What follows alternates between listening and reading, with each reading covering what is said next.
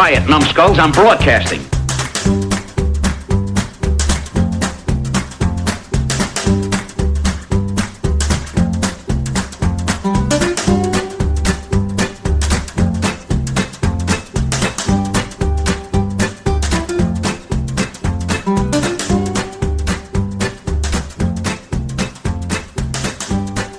Hello, everyone, and welcome to Grumpy Nostalgia. There's an adage adapted from a Thomas Wolfe novel that says you can't go home again, inferring that nostalgia causes us to view the past in an overly positive light. We tend to remember things in static terms, meaning if you try to return to a place you remember from the past, it won't be the same as you remember it. There's no reason that can't apply to pop culture. So for those of us that are born in the latter half of the 20th century, the proliferation of movies and video games and you name it, we've kind of built up our own kind of personal hard drive with nostalgic memories. We come from a generation that had to leave the house to go rent a movie from Blockbuster. For those of you that even know what a Blockbuster is, we did our gaming standing up in an arcade. So we tend to have a lot of memories about how great our life was back then. But the purpose of this show is to go back and look at those things and reconsider them, take off the rose-colored glasses and understand, is there any there? Is the stuff just good because we remember it as being good, our association or affinity to it, or is it just crap? So that hereby ends the arty part of this podcast. Now let's get to the crap.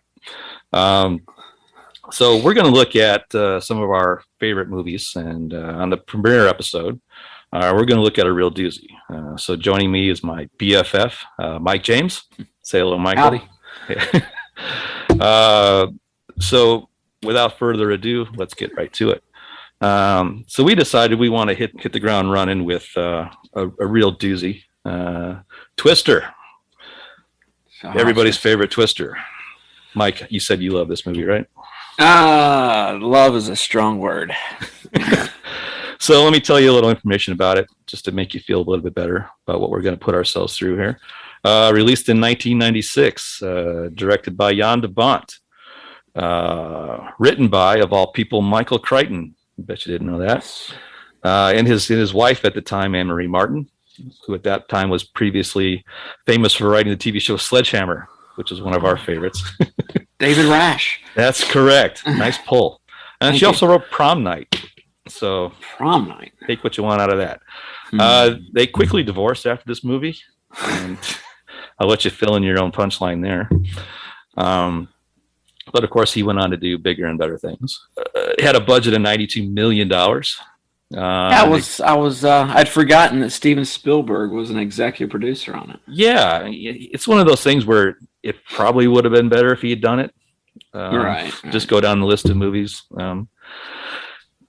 Was Jan de Bont part of his stable of directors, or I don't know. I think he might have been a cinematographer for him at some point, or in that. There's probably people that know more than us that are screaming at their. Okay, well, good. That makes sense based on what I saw of the movie. The photography was. Yeah, I mean, say what you want about this thing, but it was beautiful. It was incredibly well shot. The scenery was well framed, and things you liked. But so it went on to gross $241 million. So it was generally beloved by the movie public and critics. Yes. Yeah. Second best movie of the year. There he goes. Someone hit his Google machine too. Shocking. I couldn't believe it beat out Mission Impossible. Yeah. It really was surprising. Well, I have some theories about that. So 494 million worldwide. So, I mean, this thing was really big. I remember the first time I saw it, it was at a suburban Chicago theater when they had just started inventing the multiplexes. I think this one was it featured 8 theaters, which was a huge deal back then. And I remember the biggest takeaway was the audience just really overwhelmed by it. And I think it helped that the trailer to Jurassic Park: The Lost World premiered there. Wow. And that just set the buzz for everybody. So the movie kind of had a nice kind of lead in. But that was before you had YouTube and everybody spilling trailers. You didn't know when trailers were going to hit. You didn't know what they were going to be attached to. So yeah, it was. It just really kind of sets the tone. Where did you see this one, Mike? First time? I saw it in, in Charlotte, a little north of here. It had two theaters. It was the Arboretum Theater. And we saw it right after a thunderstorm, as a matter of fact, and our power went out. So the timing was coincidental and perfect for seeing the movie. We had nothing else to do, and my wife, we just married, and she's a big fan of disaster movies, and this was right up her alley. Disasters in general, apparently. Exactly. And she loved it, and I liked it. It was popcorn cinema for me, it was action. So it had that part into it, and like I said, it just, it was a thing to do. And I guess they timed it to hit like the storm season in May. So it kind of worked out pretty good. And strategic marketing. Yeah. Yeah. Like I said, it was very, very, I don't know. You might know, obviously you know more than I do about this stuff, but that is correct. I didn't know when they started doing a May releases for summertime movies. Was this one of the first ones that did like that? Yeah, I think the one that kind of broke the levee was Cliffhanger. I remember seeing that when college is still going, and that was like they pitched that as like summer comes early, and Stallone's hanging from those Italian Alps. Yes. Yeah. So, but that's a good point. I forgot about that. Now there is no summer tentpole movie. Okay. Are all I didn't change. Figure it was a cash grab to get the money as early as possible for the summer season. And it's probably to jump ahead of all the other better movies that were coming out that summer. But I'm with you. I saw it. I was a 25-year-old bro who said, "Oh, that was awesome, man." Yeah. But I think in hindsight, looking back at it, what was interesting is I think the entire culture, the public, was dope sick on CGI, because that was I think people would go see anything if there was CGI. After kind of Jurassic Park kind of kicked off the whole phenomena, people would go see anything. Like we saw the Scorpion King because there was CGI in it. That's right. Oh, that CGI was awesome. Badge of honor. but I think the entire country was just kind of obsessed with this new technology and kind of fell in love with it. So they kind of gave movies like this. It's probably just like cigarettes as a delivery vehicle for nicotine. I think this movie was just the delivery vehicle for the CGI. Effects. Yeah. I did see Industrial Light and Magic was behind the effects, and they are truly stunning. I mean, you look at the tornado and the effects of just showing the motion of it going through a cornfield was. Mike, don't no spoilers. We can't talk about tornadoes. Oh, sorry. I thought we were. Spoiler zone. Sorry. No, you're right. They completely hold up. I mean, they were just. I mean, to this day, they look great. But what doesn't hold up? The cast. So interesting. I was looking at some research on this movie, and just a few things about it. Tom Hanks was the originally cast to play Joe. Or no, not Joe. That's the female. Bill. Bill Pullman, or sorry, Paxton playing whatever, Bill. Whichever one you want to choose there. Yes. Yeah, he was the first choice, but he ultimately dropped out. And then Joss Whedon was come in to do. He was in here as a script doctor before those things even existed. Oh, that's in my notes. I had no idea he was connected to this movie. Oh my gosh. Yeah. But so he had to end up leaving with bronchitis. So they just figured out how to get by with what they had. But apparently, James Cameron, Robert Zemeckis, you mentioned Spielberg, they were all in the running to want to direct this thing. Wow. So I think Spielberg mostly for his affiliation or collaboration with Michael Crichton. But apparently Jan de Bont was a real nutcase. There was constant infighting on the set. He hated all the actors. He couldn't wait to go direct Godzilla. He hated the entire cast. And they didn't care. They didn't care for him either. He'd rather deal with Matthew Broderick. Okay, well, yeah, fair enough. So we mentioned the cast. So Bill Paxton played Bill. Helen Hunt of Mad About You fame was the lead Joe. Carrie Elways as the evil Dr. Jonas. Yes, evil.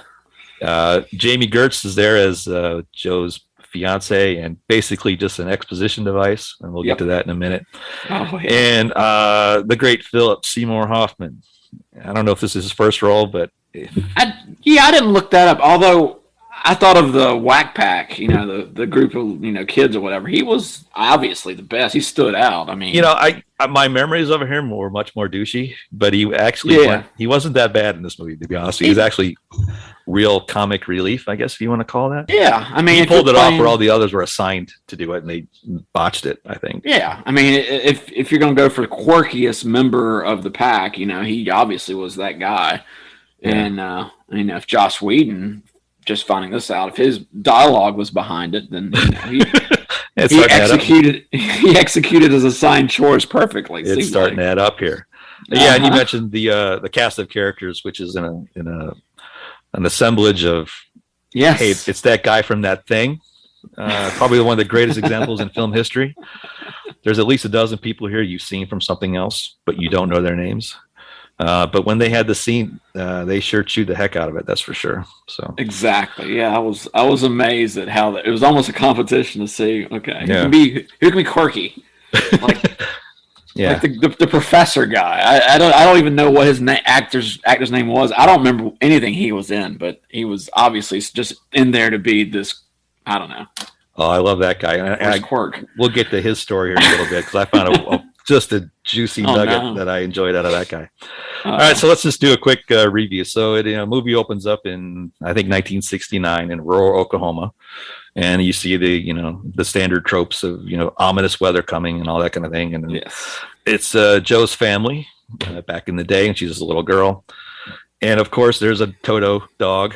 Yes, just really ham-fisted way to kind of show that Wizard of Oz connecting. So anyway, so their first instinct is to go into the storm cellar, which of course is in the middle of the yard and nowhere attached to the house. Yeah, I'm not aware of that Midwest. See, I grew up in the Midwest. And more often than not, the safety vesicle is, attached to the house somewhere where it's safe, not in the middle. A root cellar, of an open field. So, they run to the rooms, the storm cellar, and of course, the twister's coming and it's growling for some reason. I don't know how that works. So they jump in, and Dad, when he built this thing, had no concept of 3/4-inch plywood or heavy bolts. Use the weakest bolt you could ever find. It's a latch for a screen door. So of course he gets pulled out and sucked away, and that's when they really kind of establish one thing, that the movie has disbanded all aspects of physics whatsoever. So you don't have to worry about that anymore. They've just taken that off your plate for you. Pretty sure the pickle jars on the shelf don't even. But there goes Dad. Why did he have to hold on to the door? Obviously, the mom and the daughter were fine down where they were. Or they could have pitched in. I don't know.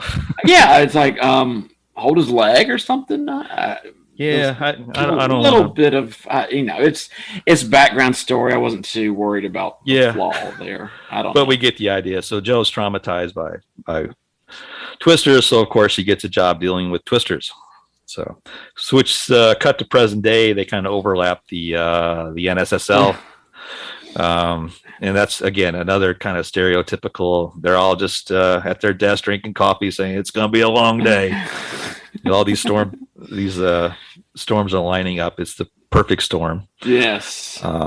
So they kind of set the premise that there's some science in this movie, but you don't have to worry yourselves with that. This is a real organization, by the way. So I was surprised to look that up. It was actually a real thing.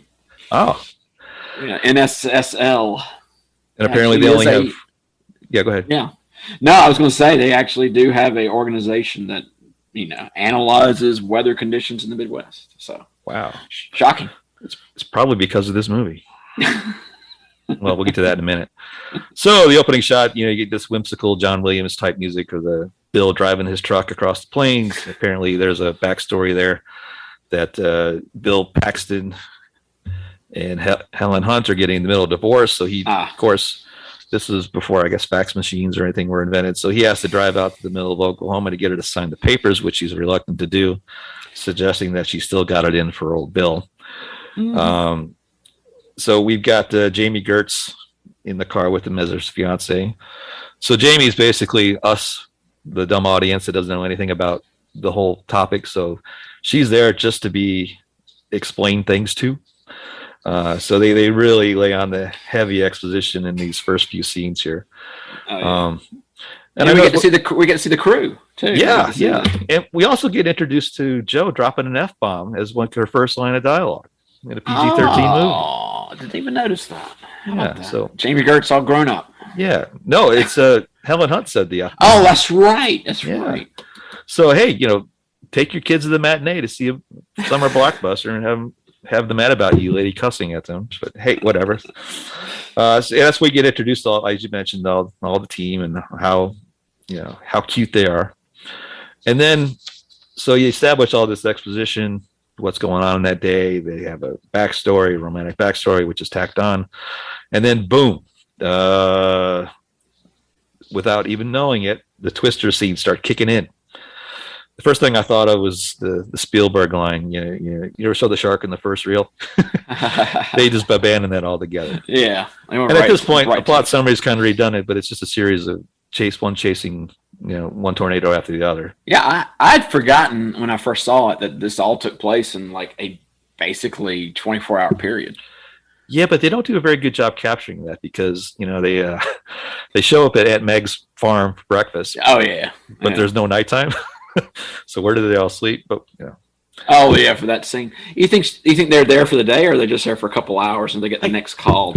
I don't know. And then because they're at the drive-in theater at night, and I thought that's and they actually have a hotel room for Bill and his fiance. I think the thing takes over the course of like 3 or 4 days, but it's just the way they edited it and chopped it together. It's really more about plot convenience than I think of anything, story structure. Just advancing to the next set piece kind of thing. It's what it is. It's just a way to move to the next tornado. So the first one, we start to see the CGI, which is cool, but we also get introduced to the bad guys.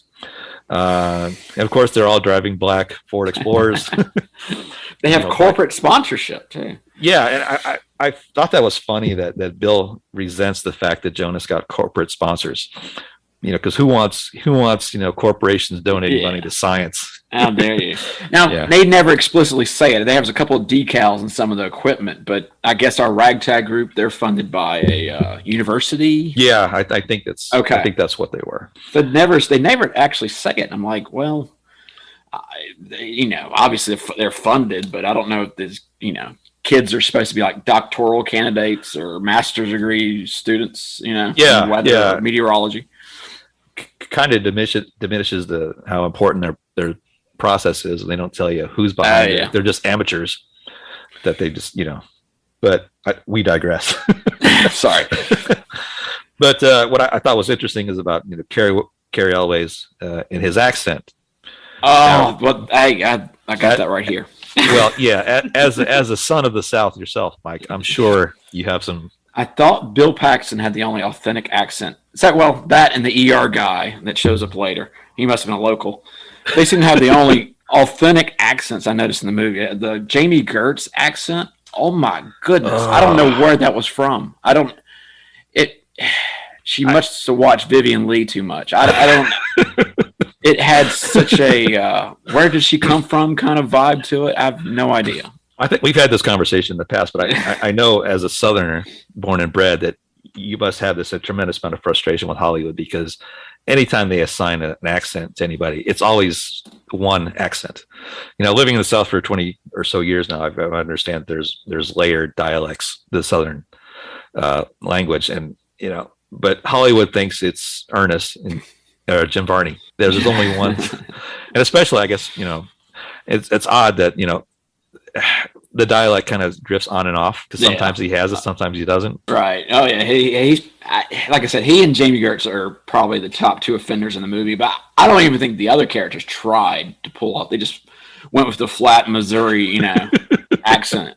You know what I mean? Like I don't know where Helen Hunt's from, but it wasn't a distraction as much as like hearing Jamie Gertz and Cary Elwes like say his lines. It was like, I'm telling you, it's really, man? I'll just call him Dr. Jonas. We'll just call him Dr. Jonas. Yeah.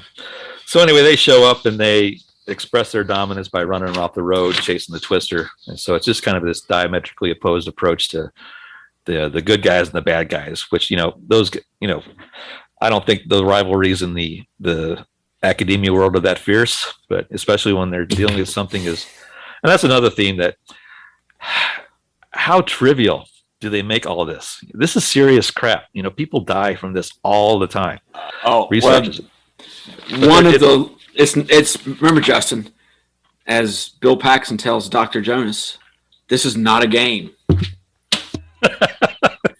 I wrote that line down. I circled it. And I could not believe he just said that after all we had seen of them basically being like tornado cowboys. Yeah, and he comes up with this line. You need to get away from there. This is not a game. I was like, this is coming from the guy that was called the Extreme.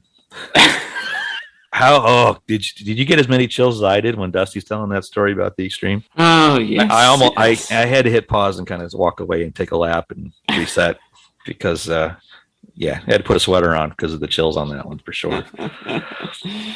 Well, it did. That was a tough one. That and the different little names they had for tornadoes. Did you notice all the different little terms? I don't know if these are actual. They threw a lot of jargon. Out there. We had drunkard. We had sisters. Yeah. Barn burner. Barn burner. I like that one. Yeah. And then the cone of silence. Don't forget the suck zone. Oh yeah, suck zone. And I'm punching the core. Don't forget to punch the core. Yeah, but they just ran all that stuff out for a script that took a third of its movie just for exposition. You'd think they'd throw us a bone and say what that means. But anyway, no, but back to your original point about just almost the Jamie Gertz character. You're supposed to feel not bad for, but you're supposed to almost point and laugh at her. Oh, look, she got scared because they were in the middle of two tornadoes and the truck spun around. Exactly, she had the nerve to be intimidated by this horrible force of nature that can kill you. Yes. And later on, go ahead. I actually wrote a note. There's a point after the third or fourth tornado chase scene. I think it's after the tornado, the drive-in. She goes. This is not okay. Yeah. I thought that's the first real line of dialogue I've heard from anybody. It came from her of all people. Yeah. When they're in that pit trying to dodge hubcaps and signs from the drive-in theater, it's like she's screaming. Everybody else is just kind of staring, and you got Helen Hunt and Bill Paxton exchanging looks like, oh yeah, she's. I don't know why she's scared. What's wrong with her? Yeah, dude. Literally, you got weapons flying at you, and you're supposed to be okay with this. So, in my opinion, everything on this movie, this is where everything turns in the movies. The drive-in movie scene. First of all, we get our first chance of looking at a good movie. So you got The Shining's on the screen. I wish I was one of those kids in the car. And I thought it was ironic that the most iconic scenes in the movie are always on the screen as the worst parts are happening. Jack's literally saying, "Here's Johnny," as the screen gets ripped away. We get it. It's The Shining. We get it. But you mentioned one of the cast of characters, the guy with the beard that looks like every college English professor you've ever had. Oh yeah, the professor. Yeah, I took a certain amount of Schadenfreude here because when the special effects were amazing, but I thought the hubcap thing was straight out of Plan 9 in Outer Space. You could see the string. And again, he gets bonked in the head. Yeah, by one of these Captain America style flying things, and his response is it's so touching. He gets held by Joe and he grabs his head. And he goes, "My head." Like a Borscht Belt comedian. Is so funny. The blank stare. That's what got me. It was just I actually thought the top of his head had been sliced off, and they just didn't show it. Then you'd have something. And one of these guys probably needed to die, but of course they stuck that with the villains because it's also a morality play at the end of the day. Poor Eddie. Oh, Eddie. Yeah. So what happened? Oh. So Eddie's accent drifted in and off. That's Dr. Jonas's right-hand man. He's the one that wanted to help them, and he got shot down. When I want your opinion, I'll give it to you. Was the response there? And so he had if you notice, he had a slight accent that drifted in and out. Yeah, you're right. That was another thing I wrote down was the bad guys, corporate goons. That pack was not really fully fleshed out. I didn't even know that Jake Busey was in this movie until I saw the credits, and I was like, oh wait, yeah, he must have been one of the Dr. He Jonas. must have been one of the guys, the henchmen. Yeah. And I never saw him, and like I said, I didn't even notice. Some of their dialogue is just obvious. Yeah. Just I don't even just to show us here's his team. I think those guys are just there to get killed, so you don't have to feel bad about the good guys getting killed. So they had to express the seriousness of these things in some way. Why not kill off the bad guys and check morality play checkbox in the room? So towards the end, they're at their last legs, and they go to Aunt Meg's house and eat a 50,000 calorie steak and eggs meal, and they tack on one last little bit of exposition and really kind of forecast the last act. Yes, I got it right here. Yeah, the F5 mention. Oh, right when they're eating there in that meal. Can't say that. It's like Voldemort. Yeah, it's like everybody gets quiet now because all Jamie Gertz is just legitimately asking, "Hey, y'all ever seen an F5?" Mic drop. You mean the finger of God? Is it the finger of God or the hand of God? I don't even. No. It doesn't matter. Only one of them has actually seen it. So yes. Yeah, and of course it's Joe, and so that just kind of sets up the final act, which is these guys chasing the Moby Dick, so to speak.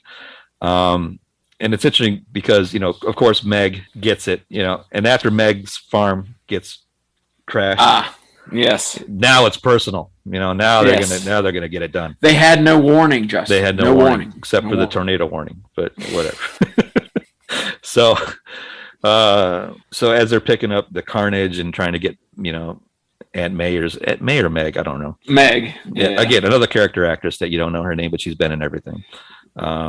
So Joe notices her wind chimes and starts to. Yes. She has the aha moment that Dorothy, which is the test module that they want to put into the Hurricane and get all the sensors up in the core and feedback data.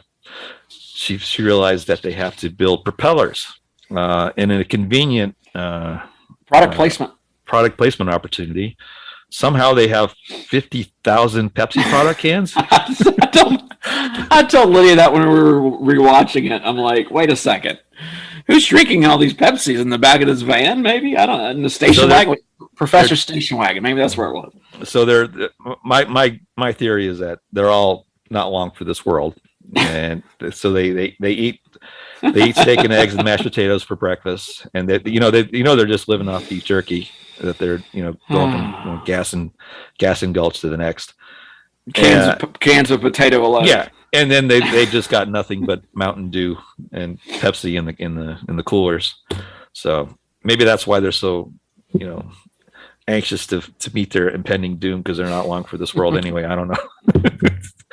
So they show like this standard movie trope where they, it's the psych yourself up scene where they do the montage. Not one of which shows them like going through recycling bins or garbages to find all these cans. But they do all this on a 1 hour ride, by the way. Yeah. Where it goes from nighttime to all of a sudden late morning. And they're going 1 hour north of Wakita. And I'm trying to figure out the geography, but that, minor flaw. And like with scissors.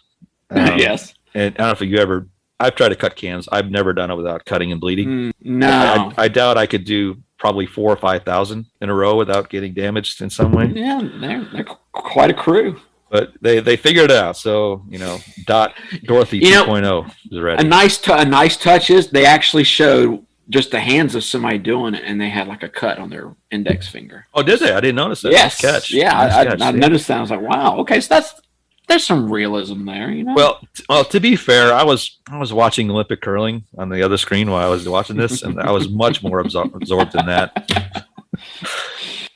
So we're winding down to the end. They're getting excited. They're getting close to the F5. It's a mile wide. It's a mile wide, Mike. Mile wide. So it's the biggest one they've ever seen. And their natural instinct is to drive right at it. This is where the Satriani music kicks in. Oh, yeah, yes. How did you?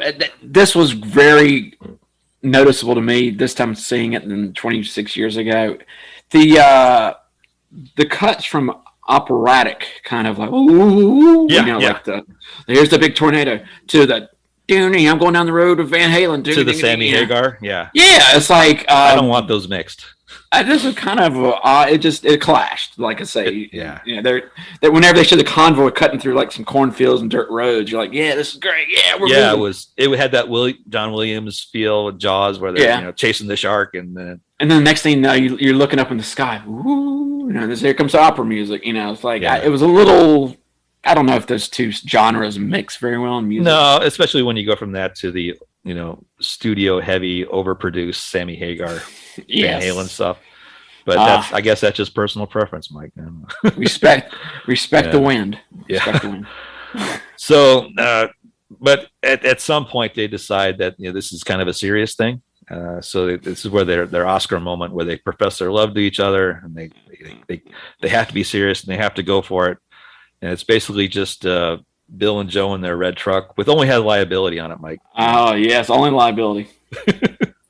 What was the point of that? Anyway, it's that banter that I just really got to grate on me a little bit. I guess you don't know. You think that was Joss? You think that's Joss Whedon infused? Absolutely. From everything I've heard, it's got to be him. And that was not to take your time out from your exposition here, but this is one of the first movies I remember seeing that had the kind of wacky exchanges between cast, like with this, like I said, with the Whack Pack, and moments of almost humor when it's not levity, maybe, I don't know. Yeah, just too much wit and just too many. Just get to it. Yeah. It was like this isn't Buffy the Vampire Slayer. I think it would have been better served. It would have been more thrilling if you had some sort of I keep going back to Jaws because a better version of this movie is Jaws, where they have a scene where a bonding scene where Quint tells a story of the Indianapolis where they humanize each other and they understand what they're up against, and they lose those boundaries they have, but they don't. You didn't have Quint out there making little, silly little jokes. You didn't need constant comic relief. They had a point where they established that, hey, this is serious and we need to get together. But these guys never quite, got that. So it just, to me, it's an adventure movie, sure, but at some point there's, to sell the antagonist of the film here is nature, but they, and I don't know, they don't really serve that except for a few scenes where people get killed, because they're bad people, not so much they're, they got killed because they're bad. They're dumb. They didn't listen because they're too arrogant. Because nature can spot hubris and go after that. So that's right. But anyway, so they end up strapping Dorothy 2 into the back of the truck, and then they just kind of do a kamikaze mission where they just drive the truck right into the thing, and then. Oh, can I go back a couple minutes? Oh yeah. I hate to be cliche, but the jump the shark moment where they actually drive the truck through a house that is falling to the road. Yeah. Oh my gosh! And he said, "We're going in." Yeah, and my believability in this movie was except hanging by a thread, except for the witty banter. The science made sense to that point. Yeah. Then even the special effects, cars being tossed around. Yeah. But when they went to the house, I know. No, I lost all respect. I know there was only 10 minutes ago in the movie, but when that happened, you lost me. I have the same notes. Same observation. I literally wrote house equals jump shark. There you go. Yeah. How about that? But I like I said, I couldn't abide by that scene. Yeah. But anyway, back to your there you go. So they drive into they bail out, they drive in, the Dorothy works, all the little modules get sucked up and they're getting information, and they realize that they just drove a truck in there and they have no way out. So of course they go to the place that has the most sharp instruments and dangerous tools. They hide there and they anchor themselves down with JC Penney belts into a rusty old farm pipe, and it blows away, and they make it, and it starts raining, and they're soaking wet, and they're holding each other, and they love each other, and everything is And the good. crew shows. Don't forget the crew. They show up right in time. Oh yeah, right on time. Yeah, just All like the you. instruments are working.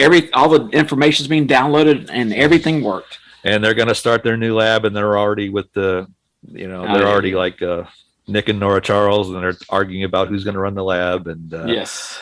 But so happy ending, and the movie's over, and America loved it. And it was Apparently. it was interesting. This is one of the first DVD titles ever published. Oh wow! And I bought it. I actually had this on Laserdisc because that's what kind of bro I was at the time. Oh my goodness! I have this on three different physical medias. Yeah. Oh my God. So it ended up winning a few Oscars, of course. Sound and visual effects for sure. It did win Best Picture though at the Nickelodeon Awards. So. Not The Rock? No, that was before The Rock took over the entire industry. No, the movie The Rock. The Rock came out in '96 too. If you look at the list of movies in '96, it's mind blowing. Mind blowing. You can say that about every year prior to like 2000. There were always. That's true. You go all the way back to like 1980, and you see the amount of, I guess during the course of this podcast, we'll fix some of those. Watch that word, quality. Yeah. But yeah, it's interesting. You always had at least 10 or 12 tent pole movies that were, oh yeah, that's great. And we'll get to each one of those, so don't worry. There was talk of a sequel. Helen Hunt wanted to make a sequel. Okay. She had pitched the idea, but she wanted like a multiracial cast. And she also wanted to get herself killed off in it. So a diverse cast and losing the star, I guess the Hollywood execs couldn't put that together. 1996 was not ready for Helen Hunt. Not quite ready for that. But who knows? We could have got something amazing, sure. Wow. But there you go. So quick science question, Justin. I'm going to polish this off here. What science do you believe more? The Hank Hill episode where he's helping Luann's trailer get turned upright and they get caught in a tornado, and all of it. He's left outside the root cellar. All his clothes come off. Yeah. How do Bill Paxton's boots not come off during the last scene? I'm going to stop you right there and say the Hank Hill version of the Twister is more accurate. Even Helen Hunt's little headphones don't come off. Don't even come off. Yeah, they missed a few things. Hank's pants would come off, and the lady next door would have saw a barrel of pickles. For those that don't know what you're talking about, do yourself a favor, go watch King of the Hill. They more accurately depict the Twister version. When Bobby threw the tested Dale Gribble's contingency that you could throw an egg through a brick wall. Humpty's Revenge. They could have added that in the Twister movie. So, of course, he throws the egg and it goes about 3 feet and goes right back into his face. And it's just a throwaway joke. So what's even better about that? But yeah, much more scientifically accurate depiction of a tornado for sure. Through an animated. That's the word, right? Animated show. Animated, yes, sir. But yeah, so that's Twister. Like I said, everybody loves it. I loved it at the time. So now we get to the end of our show where we kind of look at we rate these movies before we saw them, and then we grump them down with the grumpy meter. So I'll go first, Mike. I would say on a 5-star rating, I gave this a 4.5 when I'm going into it. Wow. My first viewing of it. Because of the very reasons it was cutting edge technology. We were younger, we were less cynical. We didn't care about plot development or things like that. It didn't matter. It was a roller coaster, and those are the memories that I have associated or affiliated with this movie. However, being a broken down fanboy with a more cynical attitude, the Statler and Waldorf syndrome that we currently have, rewatching this was a little tough. So I'm going to grump this down to about a 2-star movie. That's my grump rating because substance matters a little bit to those of us that don't have it. And this movie it's still fun. It doesn't change whether I'll watch it again. I'll still watch it when it's on. But if I had to look at it for art, about middle of the range on that one. How about you? I'm going to surprise you by telling you I actually went up half a star. Initially, when I saw this movie, I knew what it was going into it. I'd seen the trailer with the stupid cow, and then the line about, oh, it's the same cow. Remember? And of course, that was in every damn trailer. And that, and the fact I just did not want to see, some of these. I wasn't a big Helen Hunt fan. I hated the Mad About You show. So that going in, I kind of was jaded. Movie kind of proved that when I watched it, and effects were great, sure. Yeah. But at the time, I thought it was about an average movie, 2.5 stars.